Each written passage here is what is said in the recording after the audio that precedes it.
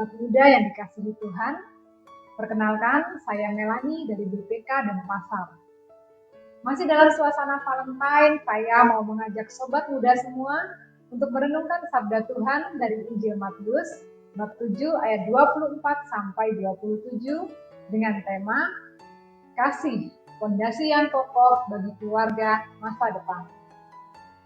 Saya yakin banyak dari sobat muda memiliki kerinduan untuk membangun keluarga di masa depan. Dalam renungan ini, kita akan belajar bagaimana mempersiapkannya selagi kita masih muda. Sobat muda pasti pernah memperhatikan bagaimana sebuah rumah dapat dibangun. Sebuah rumah pada akhirnya dapat berdiri kokoh, menjadi tempat berlindung bagi orang-orang yang tinggal di dalamnya, dari panas, hujan, angin, bahkan mungkin banjir dan juga badai, semuanya dimulai dari fondasi. Fondasi yang kokoh memungkinkan sebuah rumah berdiri tegak, tidak roboh, tidak rusak, dan tahan terhadap situasi alam. Pada ayat yang ke-24 dan 27 pada perikop ini, Tuhan Yesus mengatakan, "Setiap orang yang mendengar perkataanku dan melakukannya, ia sama seperti orang bijaksana yang mendirikan rumahnya di atas batu. Tetapi setiap orang yang mendengar perkataanku dan tidak melakukannya, ia sama seperti orang bodoh yang mendirikan rumah di atas pasir." Batu kita tahu terbentuk dari mineral-mineral alam dalam waktu yang lama, sehingga batu sifatnya kokoh, padat, stabil, tidak mudah berubah bentuk, dan dapat menanggung beban di atasnya. Maka batu cocok menjadi fondasi sebuah bangunan. Sebaliknya pasir justru terbentuk dari batuan atau karang yang lapu atau terkikis oleh angin dan matahari. Sehingga pasir sifatnya rapuh, mudah berubah bentuk, dan tidak dapat menanggung beban di atasnya. Maka pasir tidak cocok menjadi dasar sebuah rumah. Perikop dua macam dasar adalah perikop terakhir dari rangkaian khotbah Yesus di bukit. Dalam khotbahnya kepada orang banyak pada saat itu, Tuhan Yesus mengajarkan banyak hal. Hal tentang sedekah, hal tentang berdoa, hal tentang berpuasa, hal menghakimi, mengumpulkan harta, bahkan tentang pengajaran sesat. Sebelum menutup khotbah dan turun dari bukit, Yesus mau memberikan penegasan bahwa semua pengajaran yang mereka dengar itu akan menjadi sia-sia kalau mereka tidak melakukannya. Dua kata penting yang Yesus tegaskan adalah mendengar dan melakukan. Kalau kita mendengar sabda Tuhan tentang kasih, tapi kita tidak melakukan tindakan nyata untuk membantu orang yang membutuhkan, maka itu adalah sia-sia.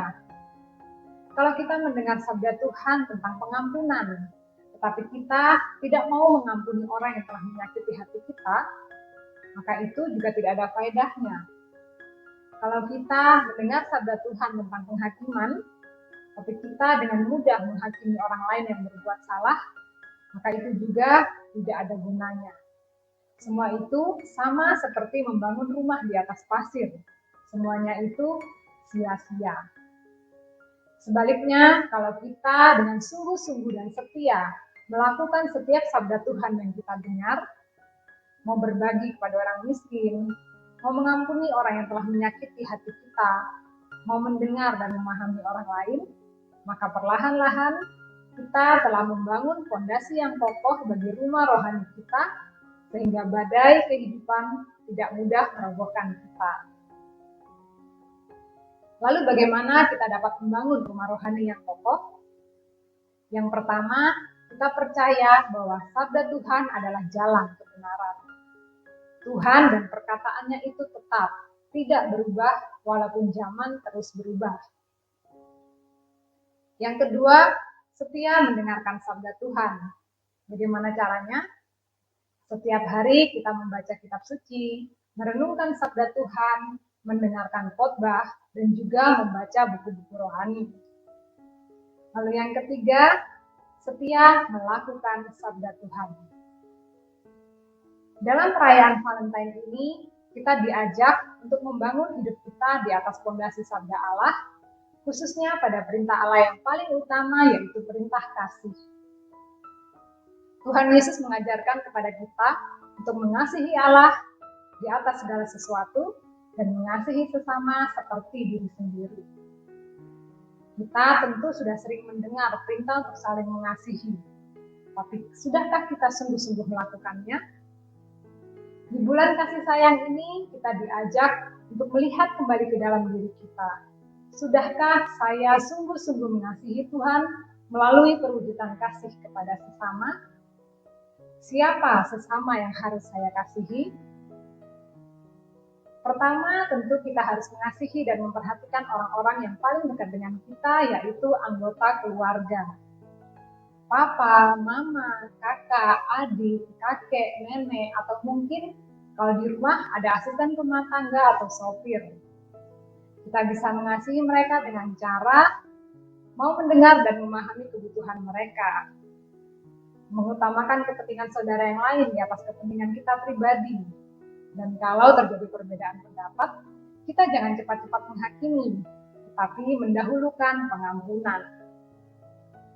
Selain keluarga, sesama lain bagi kita anak-anak muda adalah pacar atau calon suami atau calon istri.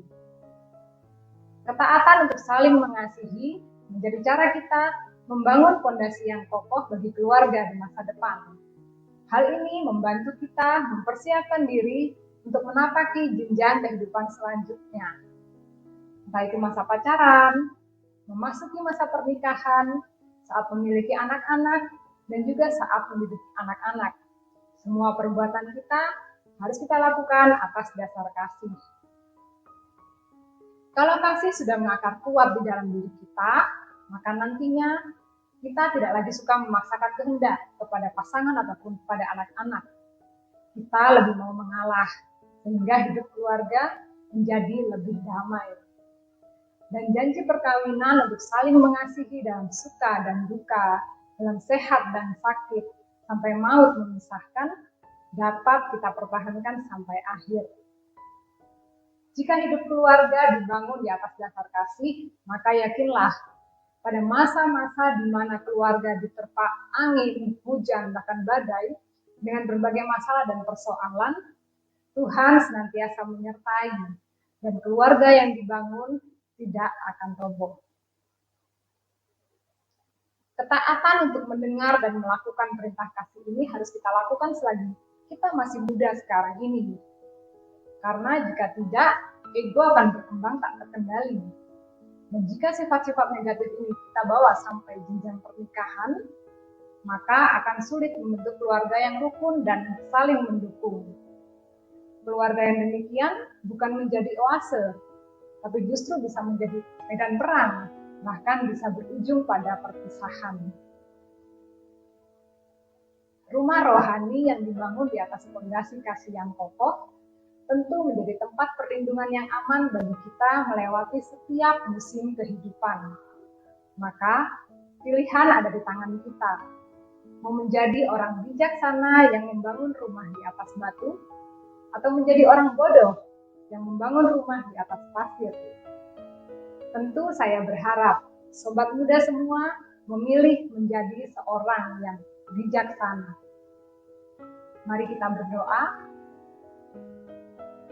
Di dalam nama Bapa dan Putra dan Roh Kudus. Amin. Allah Bapa di dalam surga, kami mengucap syukur untuk sapaan-Mu hari ini. Kami boleh diingatkan kembali untuk tidak hanya menjadi pendengar dan penikmat firman-Mu, melainkan menjadi pelaku firman dalam setiap langkah hidup kami. Bapa, dalam usia kami yang masih muda ini, kami memiliki kerinduan untuk membangun sebuah keluarga yang bahagia di masa depan. Kami mohon berkat dan tuntunan-Mu ya Bapa, agar kami setia melakukan perintah-Mu untuk saling mengasihi, sehingga kami dapat membangun fondasi yang kokoh bagi keluarga masa depan kami. Semua doa ini kami sampaikan kepadamu dengan pengantaraan Yesus Kristus Juru Selamat kami, yang hidup dan berkuasa kini dan sepanjang segala masa. Amin. Di dalam nama Bapa dan Putra dan Roh Kudus. Amin.